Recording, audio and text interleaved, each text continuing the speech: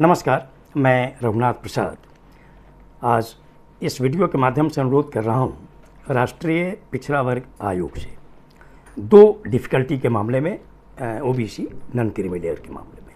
पहला कि कुछ राज्य ऐसे हैं जैसे मध्य प्रदेश, राजस्थान, पश्चिम बंगाल, उड़ीसा वगैरह, जिनके आवेदन पत्र में आय वाले में परिवार शब्द लिखा हुआ है, जिसका कारण बहुत कन्फ्यूजन है।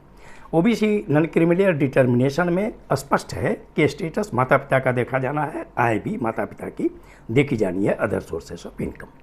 मेरा अनुरोध होगा आयोग से कि देश के सभी राज्यों और केंद्र शासित प्रदेशों से आवेदन पत्र के फॉर्मेट मंगाए जाएं और उनकी समीक्षा की जाए वर्ष 1993 8 सितंबर के डीओपीटी के ऑफिस मेमोरेंडम 36/12 के प्रावधानों से। और जहां भी संशोधन की आवश्यकता है, एक बार, चूँकि स्टेट पर्पस का अलग फॉर्मेट है, सेंट्रल पर्पस का अलग फॉर्मेट है, तो उसमें एक बार संशोधन कर दिया जाए और वो पूरे देश में भेजा जाए, ताकि ये गलती नहीं हो, परिवार शब्द नहीं रहे, उसमें माता पिता स्पष्ट रहे लिखा हुआ, और आय के मामले में स्पष्ट लिखा रहे वेतन और कृषि को छोड़कर। वर्तमान समय में चूँकि 2004 से थोड़ी स्थिति चेंज कर गई है, एक डीओपीटी ऑफिस मेमोरेंडम जो इशू हुआ उसकी चर्चा मैं कर रहा हूँ।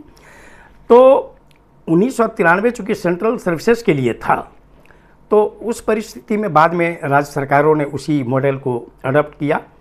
जितना परसेंट उनके यहाँ पॉसिबिलिटी थी सभी राज्यों ने अलग अलग दिए। तो ये तो फॉर्मेट में चेंज होना चाहिए और समरूप होना चाहिए फॉर्मेट। परिवार के मामले में स्पष्ट कि वो परिवार वर्ग नहीं रहे, और सरकारी सेवकों के लिए चाहे वो केंद्र के हों या राज्य के हों, उनमें वेतन और कृषि आय को छोड़कर इनकम का इस संशोधन को ठीक किया जाए। दूसरा कि जो 1993 का ऑफिस मेमोरेंडम है 36/12 डीओपीटी का 8 सितंबर का 1993 का, उसमें एक प्रावधान था कि जिन संस्थाओं का, जैसे मान लीजिए कि प्राइवेट सेक्टर है या पब्लिक सेक्टर अंडरटेकिंग्स हैं, पब्लिक सेक्टर एंटरप्राइजेज हैं, यूनिवर्सिटीज़ हैं, अन्य भी संस्थाएं हो सकती हैं, राज्य सरकार के अधीन भी और केंद्र सरकार के अधीन भी।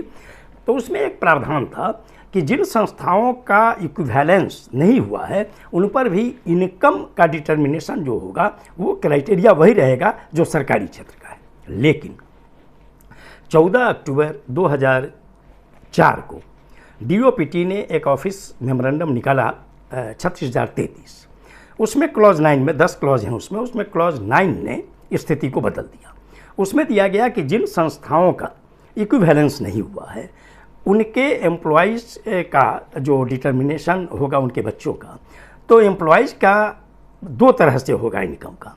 एक होगा कि सैलरी एक जोड़ा जाएगा अलग, और अदर सोर्सेस ऑफ इनकम अलग जोड़ा जाएगा।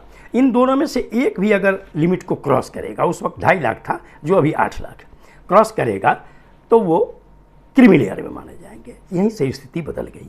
बाद में चलकर यूपीएससी में बहुत सिलेक्टेड कैंडिडेट का मामला फंस गया।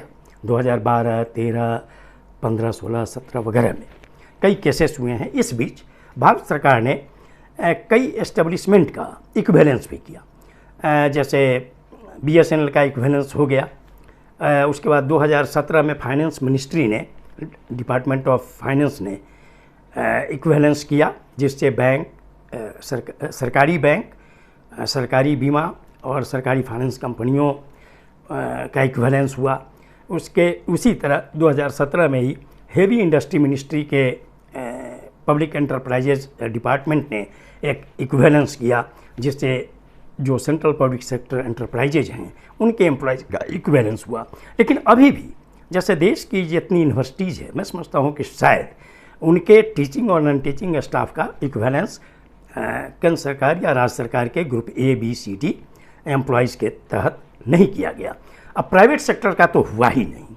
इसके अतिरिक्त अभी भी बहुत से स्टेट के पब्लिक सेक्टर अंडरटेकिंग्स हैं।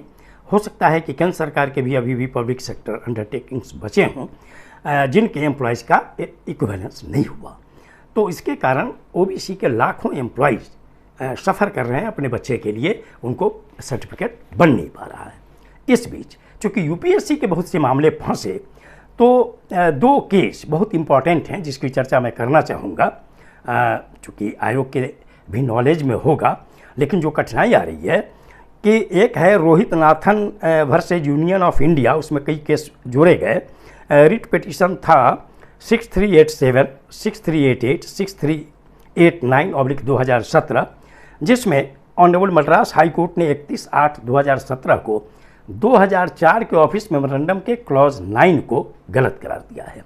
इसी तरह एक है Ketan versus union of India, writ petition है 3073/2017, जिसका फैसला ऑनरेबल दिल्ली हाई कोर्ट ने दिया 22 मार्च 2018 को।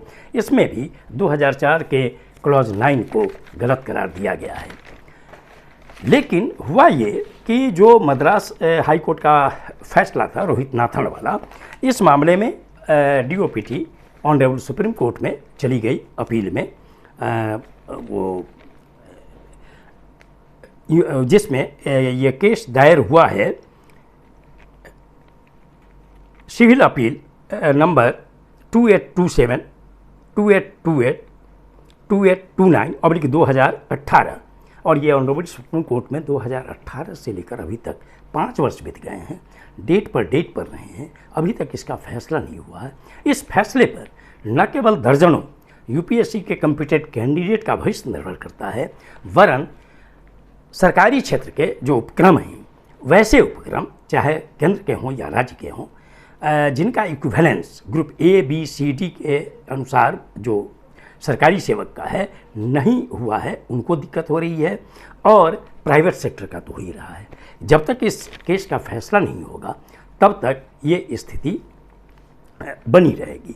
मैं आयोग से अनुरोध करता हूँ कि आयोग के स्तर से DOPT और सोशल जस्टिस मिनिस्ट्री के स्तर पे इस केस को टिकअप किया जाए कि प्राइवेट सेक्टर के लिए भी एक इक्विवेलेंस, चूँकि 1993 से लेकर 30 साल बीत रहे हैं, अभी तक इक्विवेलेंस नहीं हुआ है।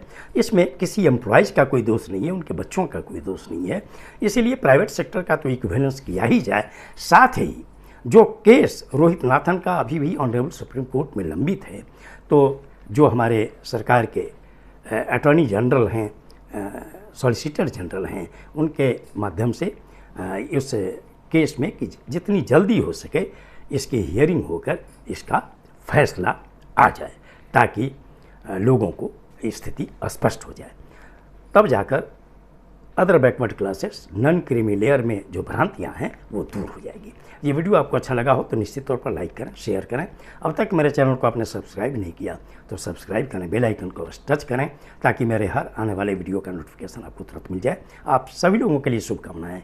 धन्यवाद। जय।